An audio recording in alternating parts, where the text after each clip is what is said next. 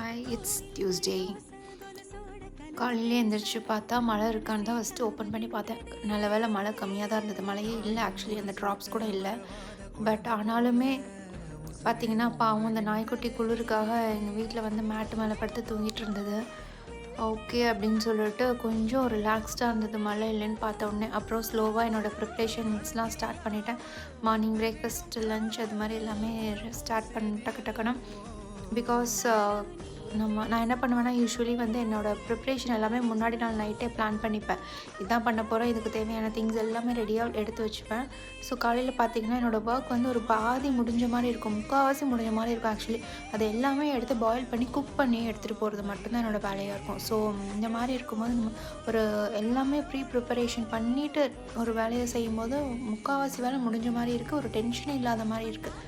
So this is how my day works.